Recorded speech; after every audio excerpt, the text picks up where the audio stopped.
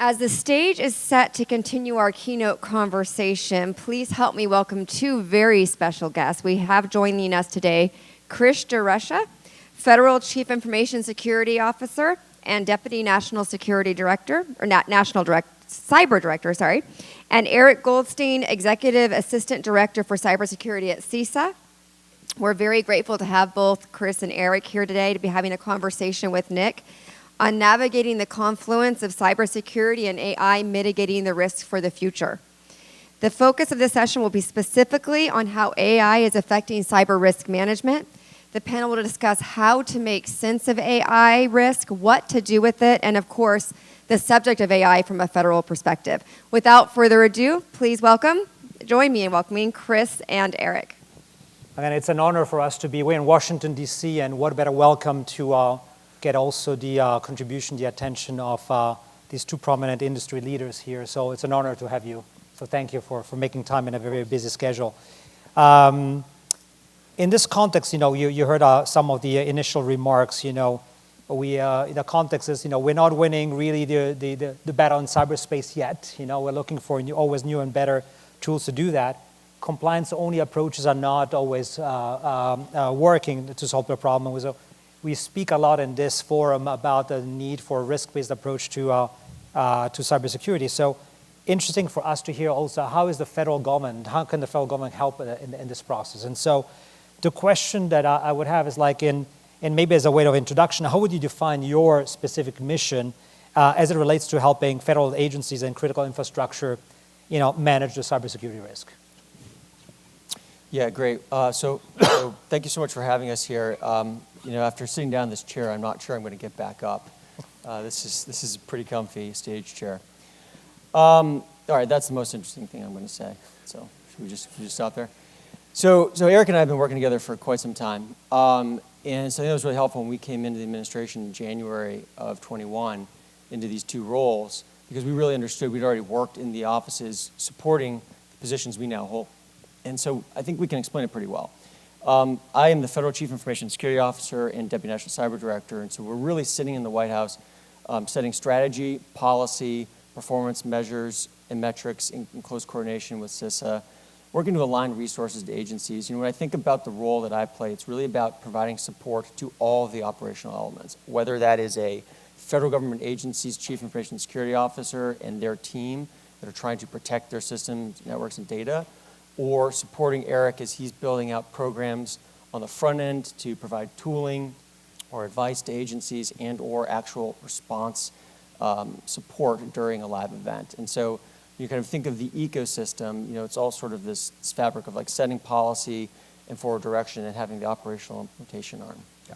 And CISA at our core is an operational technical agency. It is our role to provide the tools, the services, the information necessary to drive measurable change in cybersecurity across federal agencies and the nation's critical infrastructure. And we do that under a strategic and policy overlay provided by our partners at the White House, at the Office of Management and Budget, and the Office of the National Cyber Director. And that's really important because, sort of one through line of this conference is, and that we'll talk about a lot on stage here, is the need to prioritize and the need to focus. And so, having the strategic and policy umbrella provided by our friends at the White House, whether, for example, through the National Cybersecurity Strategy or the body of OMB memoranda that direct cybersecurity policy for federal agencies, that then gives us the lanes in which to say, well, now we have the direction, let's drive progress, let's make sure that we are providing the right information, the right tools, but also we are able to measure the right change such that we can actually say, is the strategy of this administration working or not? Are we making the progress that we expect to see? No, thank you for that. So how can, based on your last remark, you're saying prioritizing what matters. So how can we incentivize the focus on outcomes, and rather than technical compliance? So are there some federal government initiative can help with that, Yeah, absolutely. So, one of the reasons why I'm so excited to be at this conference and so grateful for the work that the FAIR Institute and all of your partners have done is, we have a data crisis in cybersecurity. If you look at most other disciplines that have a scientific or technical baseline, whether it is medicine or energy or aviation, there is a rich corpus of data with which to determine what works and what doesn't work. And today in cybersecurity, we have that in silos. An individual enterprise might have it. An individual insurer might have a little bit of it for their claimants to an increasing extent, but still limited. But we have no way of saying, as a country, as a community, how are breaches actually happening? And by that, I don't just mean how is the adversary getting initial access. I mean, how is the harm actually occurring? And then what investments would have been most effective in reducing that harm? We don't know. We have really good educated guesses, and everybody in this room has their anecdotal experience to say, well, here is what I think is most effective, but we can't actually quantify that in a meaningful way. Until we can actually build some scientific rigor around this field, we are going to be stuck in systemic misallocation of cybersecurity resources. And so one of the areas that both CISA and our partners at the White House are really working on is making sure that we have the ability to support the gathering and analysis of requisite data, and that we can use that to drive really meaningful change. I will just flag one really exciting area there, which is CISA's implementation of our cyber incident reporting rule within the next 18 months or so, called CIRCIA, because ideally this is going to be, hopefully, the world's richest body of technical information about cybersecurity incidents. And so if we can take the rich body of knowledge that we're going to get through incident reporting, and we can enable companies to use that data in the context of CRQ, that gets really powerful, because then we have a generalizable sample size where we can say, actually, as it turns out, we were a little bit wrong about what controls and investments are most effective, and let's start allocating our finite spend over here where we'll actually impose more cost on the adversary and reduce the harm from intrusions. Thank you. Yep. And so when you kind of pivot back to folks in the federal cybersecurity mission, one of the things I really love about my dual hat role of sitting in the Office of National Cyber Director is we're taking all of the work that we're learning from industry, everything Eric just described, working together to kind of fuse that into our national strategy, and then bring that in, that what works into the federal government. Since we've been in the administration, we've been focused like a laser beam on, getting that data that Eric's talking about that is meaningful. What are the risk measures, the security controls that are getting the most impact, that are stopping our adversaries? We may not have everything that we hope to have, but we can at least look at some risk proxies, right? We can look at things like CISA's, KEVs, reducing critical vulnerabilities that are being exploited in the wild today by bad guys. That's a meaningful risk measure to say, if you're running your mean time to remediate those down, and you're remediating them in a risk prioritized fashion, you can say something meaningful about that risk management program at an agency, and you can track that progress over time. And so it's things like that we've been focused on. Also, there's been a huge focus on implementing zero trust principles. So we put out a strategy about a year and a half ago, 2 years now, and we've been using a lot of our what we call FISMA, Federal Information Security Modernization Act metrics. That's how we measure performance, sometimes tactical, sometimes strategic, getting towards those outcomes of how agencies are doing implementing zero trust principles across federal government, and we can see over time, how we're progressing there, and use capability maturity models that sit below it to benchmark and compare across. So I think what we've done is we've put a lot of the infrastructure in place to sort of get towards where we need to be. But to Eric's point, we need maturity in this space, and we need what we call in government, doctrine. I don't know how meaningful that is in industry, but really when you think about it, it's the people, process, tech, and turning this into a discipline, turning this into something that you can go into a university program and understand how to achieve success in this field. We are not there yet either, but with the data, and with all of this systematic approach, we can get there, right? We can go back and we can learn how there used to be lack of quality in manufacturing, but there was a big effort to turn that into discipline, to turn that into doctrine. That is what we are working on. I'm getting goosebumps here, because it's the first time I hear two government officials speaking our language. I almost want to make them honorary members of Fair Institute. I don't know if you guys agree, but... well, I told you, I'm not leaving this chair, so I think you already got me. So thank you for that. But now let's talk to some more, maybe I can cause a little bit of, addressing one of the anxieties out here, which is reporting requirements.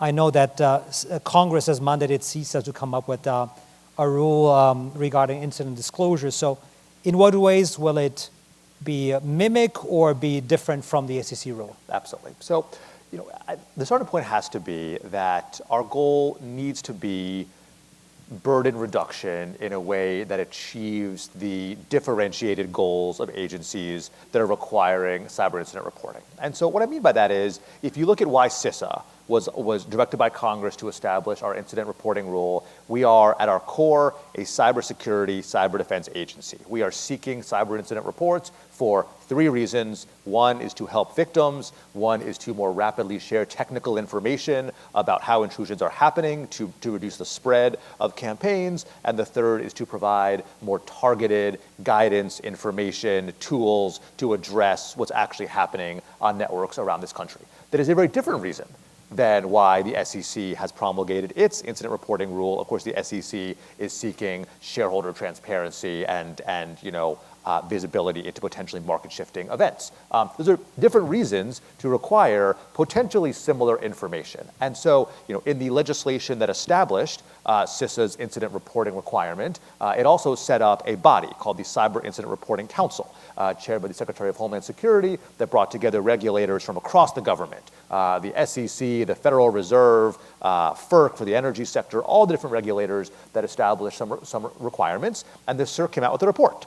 And the report recommends, it is not binding, but recommends ways to, if not harmonize, at least rationalize cyber incident reporting requirements across agencies. Things like, can we agree upon common data elements? Could we perhaps move towards a common reporting portal for reports coming to different regulators? This is going to be a journey, right? Because of course the independent regulators in this country have the prerogative to regulate as they see fit, and that is the system that we have set up. But we are in really close touch with our partners at the SEC, among other federal regulators, recognizing that the goal is to say, let's respect and appreciate our different missions to require potentially similar data, and let's think through ways to reduce the burden on reporting entities that can still achieve those goals. And I think we have some benefit at CISA. I came from the financial sector, as did our director, Jen Easterly. We have lived this life of seeing the need when something happens to call up 15 global regulators and tell them the same thing. That is a lot of burden in the middle of a crisis. And so the more that we can do to reduce that burden while enabling each agency to achieve their mission and statute, that's what we're working to accomplish. Well, I think you want to win the popularity contest today by coming up with, that's a big policy also, advocacy that we pushed for to, consolidate and harmonize those reporting requirements. And so let me switch topics. I know we have only a few minutes left before you need to go to the next meeting, but AI risk. So maybe starting with Chris is what are the White House and then CISA perspectives on in initiatives about addressing this risk associated with the use of generative AI? Yeah, and I guess I'd probably start by broadening that out beyond generative AI. I mean, rightfully so, it is in our sort of target area of primary focus at the moment, but there's many types of AI and lots of use cases here that kind of go beyond that are still, have tons of amazing opportunity, economic opportunity, and also plenty of risk to manage, right? Look, I can say a couple things. First is, as the US government using this technology, we've been very focused on understanding what are the use cases. I think that when you talk to experts in this field, it is a common theme that the way you can really understand risk is, what is the use case, what is the application, what are the tasks associated. You really kind of have to break this stuff down to be able to kind of build back up to where could you misuse data, where could you potentially introduce bias, all of the associated risks, where are the cybersecurity risks, disinfo, and you have to break these things down and build them back up to understand that. So we've been doing that. We've collected over 1,000 use cases across the US government. You can go to ai.gov, and we're even going to have an update on that soon. And you can look at that. You can go to each federal government agency, and you can read about the use cases that your government is leveraging today. And I think we're focused on ensuring that we're getting our arms around the generative use cases, because those are coming on fast and strong. There's a ton of desire across federal government agencies to use this technology, but we need to ensure that we have good vetted security in all of the tools that we allow the federal government to use. We have accreditation programs of that, reviews for that. So we're working to how can we be the most agile government we can be to enable that, but we also can't just sort of break the rules to sort of have that use without understanding the risk. And so there's this kind of balance that we've got. And we're doing quite a lot. It has been teased and is already public information that we are working on an executive order. The president has been clear about that we will issue something this fall. So you should watch for that, and there will be fast follow activity that comes after that as well, putting out policy for responsible government use, for public comment. We understand that this is live, that we need the feedback of all of you who are also going through this, learning things that are working on how to manage these risks and things that do not work to manage them and stifle innovation, that balance. But we need that feedback. We want that feedback because this is going to be something that we just got to be agile on. But I can tell you the process is being run out of the West Wing, the Chief of Staff Office, and that's everything you need to know about the level of priority it is for the president. Yeah. I think for a moment, let's talk about, instead of the risk, the upside, right? Because in your opening, Nick, you mentioned the evolution of CRQ tools from manual and spreadsheet-based to now some of the next-gen tools. I would wager a lot of those next-gen tools are already implementing AI models, certainly machine learning models in their back end to actually make the work of integrating diverse data sets, correlating and deriving meaning faster and scalable, right? Humans can't do this work at the scale we need. And so we need to harness the remarkable ability of generative AI to help solve some of these problems for us. And we need to really meet the tension of saying we need AI models that are trusted, that are secure, that don't make some of these same mistakes of software historically, right? We need concepts like vulnerability disclosure and red teaming and secure software development for AI models, but we also need that in a way that, first of all, keeps the United States and our allies in the pole position in the development of frontier models, and lets organizations have faith and trust that we can use AI models to solve, particularly some of the hard cybersecurity problems that, frankly, we are unable to solve with humans alone. And so it is the wrong answer, in our opinion, to say, let's just not use these systems, particularly for cybersecurity. It is also the wrong answer to say, let us just assume that they are secure and trusted without doing extraordinary levels of due diligence and driving AI providers to meet our expectations for transparency, for robust security, and to help us understand the training data and what's going into the model so that we have trust that what's coming out the other side is fit for purpose for the use that it's being applied. That's going to be a journey for all of us, but it's also a journey that we are in the middle of right now, and we can't wait either to benefit from the technology or to really drive progress on the security side. No, thank you. We can deliver on the promise of answering some questions from the audience. And so this is coming through this fantastic tablet. And so question on AI, this is for Eric.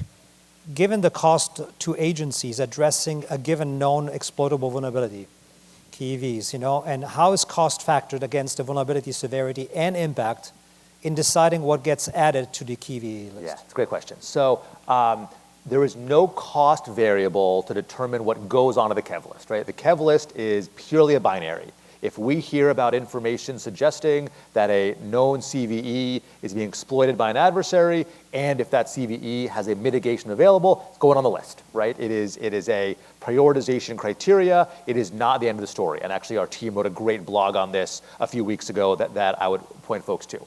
But we also are very clear in saying that the KEV does not encompass a robust vulnerability management program. It's one input there too. And every organization should be adopting an organizational specific prioritization method, such as stakeholder specific vulnerability categorization, which was pioneered by Carnegie Mellon and we've since adopted, to say, maybe you do KEVs first, but if you have a lot of KEVs, you got to prioritize. You got to say, where is the vulnerable product being used? What are the compensating controls? What is the reachability of the vulnerability? What's the impact if the vulnerability is exploited? And all that can weigh against cost. And so the KEV is a variable to say, let's start to tranche the overwhelming number of vulnerabilities that almost every organization is afflicted by, but that is only one input.